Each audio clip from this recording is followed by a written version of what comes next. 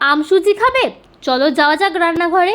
পিসি চন্দ্রের ম্যাজিক দেখি আমরা আমটাকে কেটে নিয়েছি, আর এখানে আছে ড্রাই ফ্রুটস, সেগুলো লাগবে।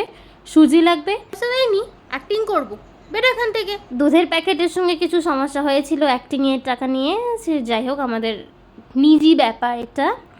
তাই আমরা সব মিটিয়ে নিয়ে দুধটাকে জাল দিয়ে দিয়েছি, আর আমটাকে আমরা বেটে নিচ্ছি। স্বাদ মতো চিনি দিয়ে দিয়েছি, একদমই অল্প পরিমাণে চিনি দিয়েছি, কারণ আমাদের আমটা কিন্তু ভালোই মিষ্টি ছিল।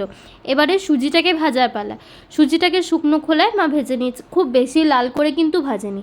এর মধ্যে এবার সুজিটার মধ্যে দিয়ে দেবে দুধটা। দুধ আর সুজিটা একটুখানি ঢাকনা দিয়ে রেখে দেবে, যাতে ভালো করে দুধ আর সুজি মিশে যায়, সুজিটা একটু নরম হয়ে যায়। আর আমরা নিয়ে নিয়েছি ঘি। এই ঘিয়েতে আমরা একে একে ড্রাই ফ্রুটসগুলো ভেজে নেব।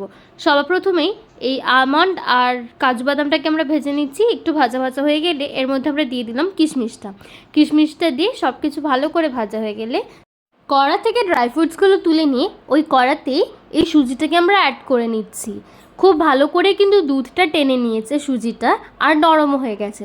আর যতক্ষণ না ভালো করে ঘিটা সুজিতে মিশে যাচ্ছে ততক্ষণ ভেজে নিয়ে এর মধ্যে আরও 1 কাপ দুধ দিয়ে আমরা কিছুক্ষণ ফুটিয়ে নেব।